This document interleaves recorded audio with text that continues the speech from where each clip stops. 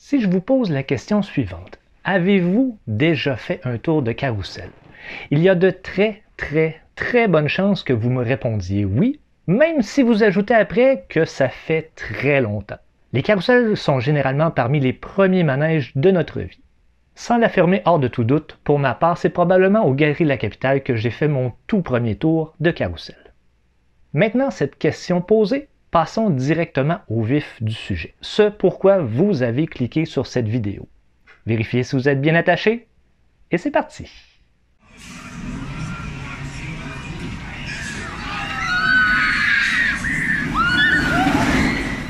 Parlons d'un sujet dont vous avez certainement entendu parler, la mise hors service du galopant à la ronde.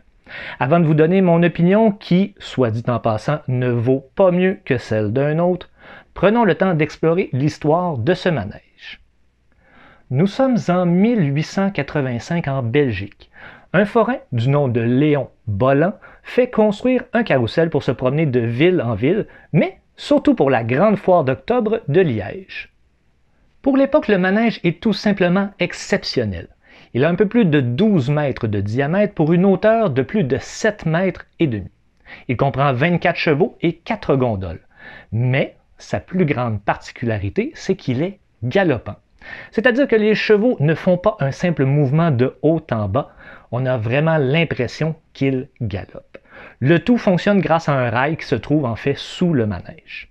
C'est pour cette raison que vous ne voyez pas de tige traverser le cheval comme on en voit généralement sur les carrousels. Le manège fonctionne à l'aide d'une machine à vapeur qui fournit l'énergie nécessaire à son fonctionnement, mais aussi à ses ampoules électriques. Je vous rappelle quand même qu'on est en 1885. Un manège avec des ampoules, c'est quelque chose. Il faut se rappeler que, selon ce que j'ai pu trouver sur Internet, la première ampoule électrique à avoir été allumée au Québec n'a émis de la lumière qu'en 1878, soit seulement 7 ans plus tôt.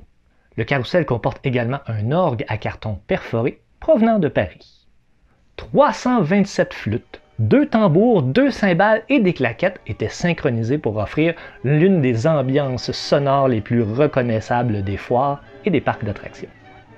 En 1932, après déjà 47 ans d'existence, le carrousel est vendu au couple de Jacques et Mélanie Bérol. Dans la population, le carrousel prend alors le surnom de « les tourniquets d'Abérol ». Mais en 1962, des rumeurs de vente et de déménagement aux États-Unis commencent à se faire entendre. Nous avons retrouvé sur Internet un beau reportage d'époque. Le lien pour voir le reportage en entier se trouve dans la description. Bonsoir. Ivresse, farniente. Mesdames, Messieurs, les Liégeois sont inquiets. Ils sont inquiets parce que le bruit court que leur célèbre carrousel galopant, le carrousel Bérol, pourrait bien disparaître. En effet, on dit que les Américains sont amateurs et qu'ils voudraient le racheter. Alors ça, nous avons décidé d'aller immédiatement mener sur place une enquête. Alors, Monsieur Bérol, vous êtes l'heureux propriétaire. Oui, monsieur. Depuis combien de temps? Depuis 30 ans, monsieur. Le carrousel avait déjà passé, celui-ci. Il avait passé avec monsieur Bolland, c'est lui qui l'a construit. Je crois qu'il a à peine 14 ans, je crois qu'il a roulé avec ça. Et alors, à ce moment-là, vous étiez encore plusieurs à en avoir. Oui, on avait encore 5 petits ici pour la province de Liège. N'est-ce pas? Et maintenant? Maintenant, je suis resté le seul ici. Galopant sur rail, entendons-nous bien, savez-vous, galopant sur rail. Et cette histoire de proposition américaine de rachat, là, est-ce que c'est sérieux, ça? Oui, c'est sérieux, ça veut dire qu'ils sont venus, n'est-ce pas? Je ne connais pas, ils vont parler avec mon fils pour ça. Ils m'ont demandé si on vendrait ce métier-là, n'est-ce pas? Mon père dit oui, on le vendrait. Ça fait que... Il dit les conditions, ben les conditions, ça n'est pas, il faudrait examiner et visiter, n'est-ce pas, regarder le métier, si ça vous convient. Si on vous faisait une proposition intéressante, vous seriez vraiment prêt à le vendre? Ben oui, je vendrais parce que, vous voyez, je commence à prendre de l'âge, n'est-ce pas? Et vous savez, ce sont des métiers qui ne se conduisent pas tout seuls. Et maintenant, on endure avec le personnel. On ne sait plus en avoir comme on veut. Et voilà les conditions pourquoi que je le laisserai aller. C'est donc officiel. En 1964, la famille Bérol vend le carrousel qui embarque sur un bateau vers New York. M. Bérol est maintenant rendu à 71 ans et ses enfants ne souhaitent pas reprendre le manège.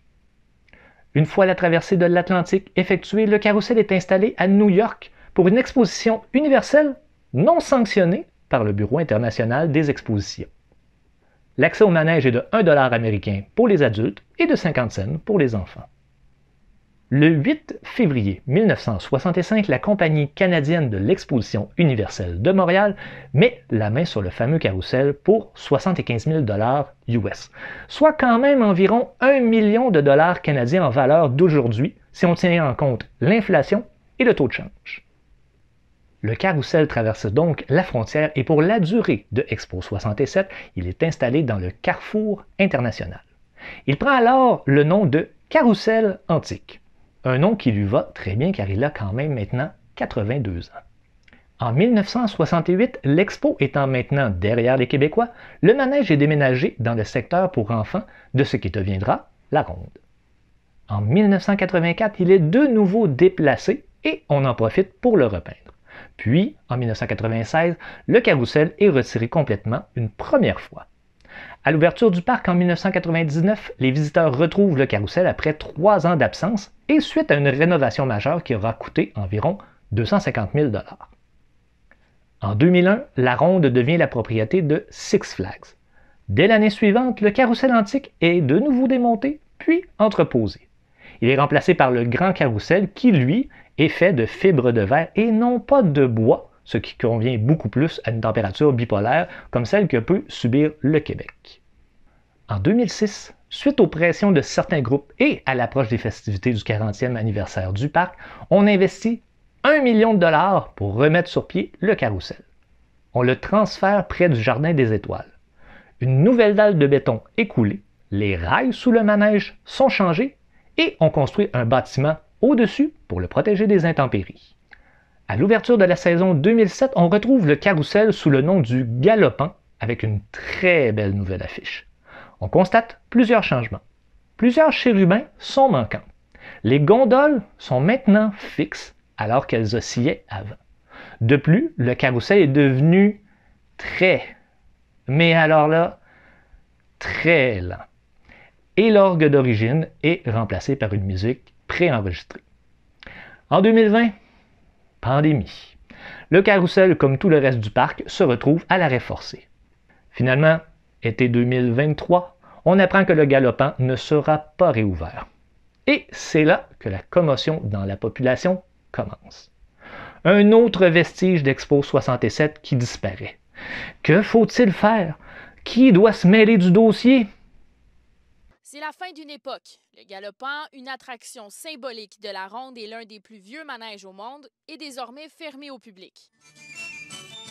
Popularisé par le générique de la série Quelle famille avec Jeannette Bertrand, le Galopant, un des plus vieux carrousels au monde, pourrait bientôt disparaître du paysage de la Ronde. Ça fait partie de mes souvenirs très enfouis de mon enfance, là. Mon opinion maintenant, qui n'engage bien sûr que moi-même. Eh bien, parfois, il faut accepter qu'une chose se termine. Une série télévisée que vous avez aimée, un groupe de musique dont vous connaissez toutes les chansons qui se séparent. Ça fait partie de la vie. Et c'est aussi ce qui fera en sorte que votre souvenir sera aussi fort. C'est ça, la nostalgie. On en a parlé, c'est une langue. La langue du Galopant est belle, mais n'a peut-être plus sa place dans un parc majeur en 2023. Faut-il le déménager? Faut-il que la Ville de Montréal l'achète et le restaure encore une fois? Bien honnêtement, je ne sais pas. Est-ce que Queen ou Nirvana auraient continué à faire d'aussi bonnes chansons sans le décès de leurs chanteurs respectifs? Parfois, il est préférable, triste, mais préférable qu'une chose s'arrête pour n'en garder que les bons souvenirs. Alors je crois personnellement que ce doit être la fin pour le Galopant dans les conditions actuelles. La Ronde peine à trouver des employés. Il est donc préférable de réaffecter ces employés à une meilleure attraction. Et tant qu'à effleurer le problème, prenons quelques instants pour en parler un peu plus en profondeur. Selon moi, le plus gros problème n'est pas que la Ronde se départisse de la pitoune, du monorail ou du Galopant. C'est normal pour un parc. Ça fait partie de son évolution. Ce qui est vraiment problématique dans le cas de la Ronde, c'est qu'aucune nouvelle attraction neuve n'a été présentée aux Québécois depuis 2018. Et encore là, en 2018, on parle du tourbillon. Un manège bien ordinaire. Je vous rappelle qu'on nous avait quand même annoncé 3 manèges et qu'on en a eu un seul. La Ronde célèbre les familles avec son nouveau Carnaval en folie. Une nouvelle zone incluant 3 nouveaux manèges. Et ne pensez pas que je me trompe en vous disant pour vous-même « Ben là, il a oublié le carreau en 2019 ». Non, le carreau n'était pas neuf. C'était en fait le El Diablo de Six Flags Great Adventure, dont le parc s'est départi après seulement 4 saisons par manque d'intérêt des visiteurs. Alors, selon moi, plutôt que de focusser sur les vestiges d'Expo 67 et de forcer la nostalgie, car oui, ce n'est que de la nostalgie, et si vous suivez un peu la chaîne, vous savez que j'adore la nostalgie. Eh bien, les énergies de la ronde devraient être mises pour obtenir de nouveaux manèges et redonner un souffle à ce parc, qui fait, malheureusement, très pitié en comparaison à la quasi-totalité des autres parcs de dimensions semblables. Je prends dans les prochaines semaines quelques petites vacances. Il est possible que la vidéo du mois d'août ait quelques jours de retard, mais j'aurai certainement de très belles images et de très bonnes idées de vidéos à mon retour. De plus, je prépare une très grosse vidéo sur l'histoire du Jardin zoologique de Québec. Alors, abonnez-vous à la chaîne pour ne pas rater ça, bien évidemment. D'ici à notre prochain rendez-vous, portez-vous bien et n'oubliez pas de garder les mains dans les airs.